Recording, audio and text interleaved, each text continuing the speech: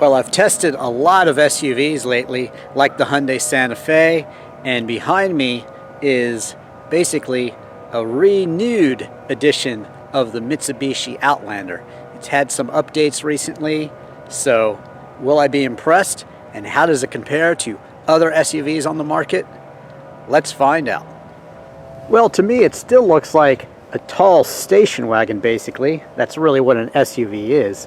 But it's got a nice, clean, modern shape. Well, the Mitsubishi emblem up front definitely makes it pop from most of the SUVs that you see, although it has a striking resemblance to Lexus's bow tie shaped grille. The rubber molding at the bottom definitely lets you know that this is a serious off-road vehicle, but at the same time, it also looks luxurious and a bit elegant too. Overall, I think it's a really nice looking SUV. I also think the nice look carries over well to the interior. The all-power driver's seat is comfortable. Both seats are quite nice. It's kind of a wide seat with side bolstering, pretty similar to Nissan's seats, I think, also Infiniti. But these are in basic black, but you do get some white stitching as well, and then the black theme is followed over. You've got that nice kind of wood look that runs across. It's also black and comes all the way across the dash, and I think it looks quite nice. The armrest, of course, doubles as storage. You get a tray, and then you get deeper storage where you have a USB input, two actually, and then a charger as well. Moving forward, you have controls for your heated seats, the S all-wheel control, more on that later, parking brake, which is electronic. You have a CVT transmission, but it does have an actual sport mode and a low gear also. Moving forward, your cup holders are hidden, but you can pop them open. There you go, you get two of them. I would like to see a place to store your phone, but you can actually store it over here in the door, although that's a bit shallow. Then you have controls for your power windows and door locks, your outside mirrors, another cup holder here, and some storage on the door. Moving up onto the dash, and you have another charger. You also have controls for your heated steering wheel and your blind spot monitoring. Moving on up, you have controls for your dual zone climate control. The infotainment screen has been tweaked slightly. You do get a volume knob. I'd also like to have a tuning knob, but you can go ahead and tune it quite easily here. And then of course you have other screens and other tech built in as well, apps, and then you even have another screen, USB, clock, other settings, and vehicle information as well. The steering wheel has some tech built in as well. Here's your adaptive cruise control, and then controls for your Bluetooth and controls for your radio volume and channel too. Now off to the side here is actually the control for this little gauge display, and you can scroll through there, get some information. And then to the left of the steering wheel here, you have your forward collision mitigation, lane departure warning, and then also your automatic trunk opening there. Push button start and keyless entry works well. You just press a button to get in. Very nice. So overall, the tech is very well integrated. Like I said, I'd like to see a place to go ahead and tune with a knob, but they do have the volume knob, which I do like, and I'd also like maybe to see a better place to store the phone, but that's about it. The tech is very easy to use, and it's also abundant. Therefore, in my Drivin Ivan technology integration score, I'll give it a very strong 9 out of 10. Out back, you have a bit of phone storage in the door, power window there, and also a cup holder or two down here. Magazine rack, but no vents, and seating for 3 across. There's also an armrest and 2 cup holders built in, and there's also a sunroof up front too. You can fold these seats out of the way, and you do that by pulling this down, and then this slides forward, and then you go ahead and pull the headrest down, collapse this, and it lies flat, and then you can go ahead and get those second row seats out of the way. The lift gate actually opens automatically. You just stand back, let it open up, and then you can see that even with the third row seats up, you do have some luggage space. Here I have my disc golf discs over there. If you like disc golf, check out my disc golf videos elsewhere on YouTube. But you do get a lot of versatility with this interior, seating for up to 7 and plenty of cargo space anywhere you want it around the vehicle. You can go ahead and release that, slide it forward, and then you've got plenty of room. And it also closes automatically too.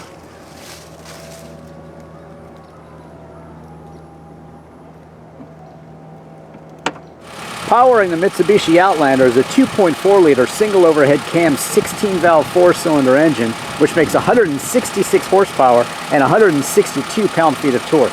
It's mated to a CVT transmission, and 0 to 60 takes 8.6 seconds. Fuel economy is rated at 24 miles per gallon in the city and 29 on the highway.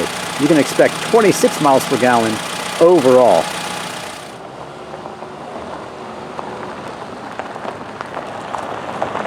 Now, in terms of pricing, the Mitsubishi Outlander starts out at $27,495, and then you have the $4,000 SEL package, and that includes multi-view camera, forward collision mitigation, adaptive cruise control, lane departure warning, automatic high beam, LED headlights, heated steering wheel, blind spot warning with rear cross traffic alert, and lane change assist, 710 watt Rockford Fosgate sound system with premium audio and 9 speakers, power glass sunroof with sunshade and tilt features, and the power remote liftgate. So with all that, you're out the dealer door with destination at $32,390. Now that's very fair money when you consider other SUVs that I've tested from the likes of Hyundai and of course Honda, Nissan, and many others, and luxury manufacturers too. Check out my reviews of those other SUVs elsewhere on YouTube.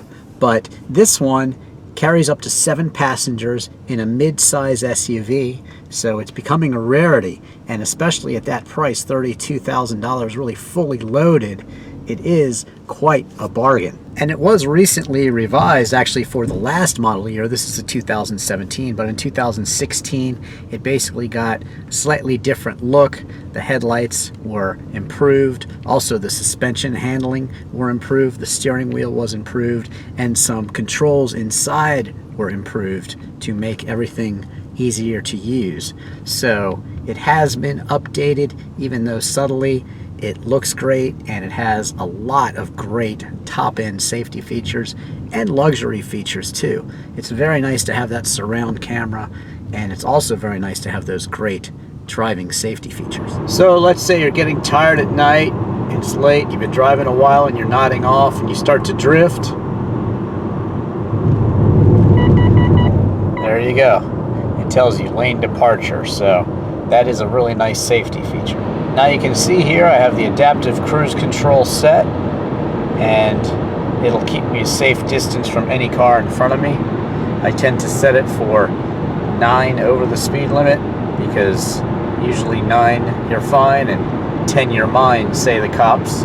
So it's a nice safe speed to set it at, and that way you know you're not going to speed. If you tend to have a heavy foot, it's not just a luxury and safety feature, it can actually help to save you from tickets too.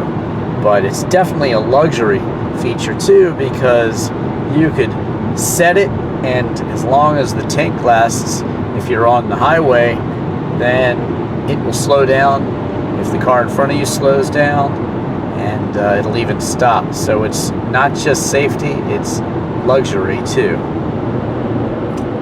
There you see it lit up my blind spot warning there, and if I would have put my turn signal on, it would have beeped at me to let me know there was something there. So not just a light, but also beeps too.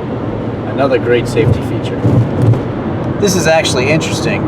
You can set your forward collision mitigation to far, middle, or near. So you can actually adjust it. That's pretty cool.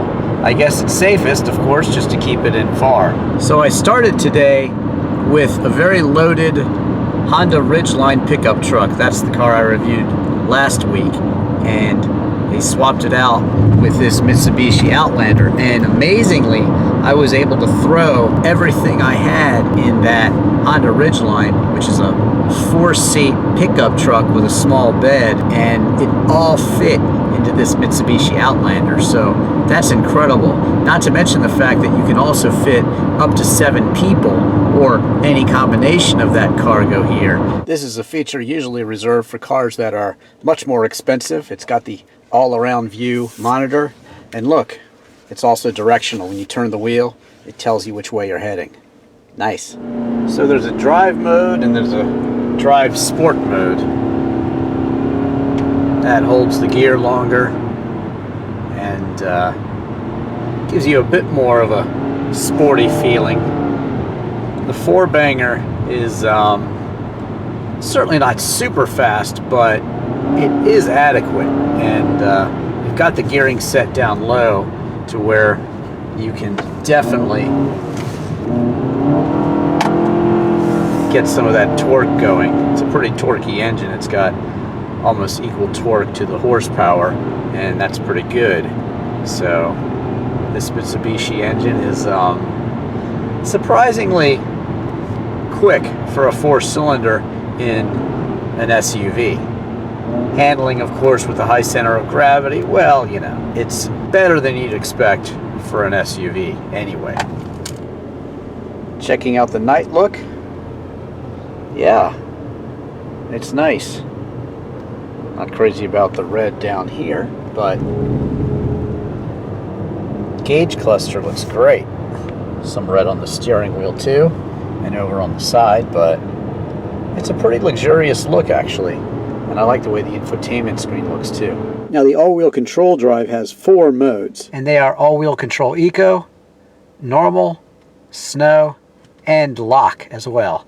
I like to keep it in all-wheel control eco to save the most gas, which will minimize our dependency on foreign oil, which to me is a great thing. Also, a great thing is this Mitsubishi Outlander's ability to easily let you go off-road, get through rough snow, or just have the added safety of all-wheel control. So it really is a nice system with plenty of rally racing history that went into its development. You know, I've always been a fan of Mitsubishis actually. My brother had a Galant, and that was actually the best import sedan of the year. I think it was like 1991. And then they had the VR4 with the all-wheel drive, which was like a hotted up version of the Galant. And that's where Mitsubishi gets kind of its cult following, is from their rally car successes. That's right.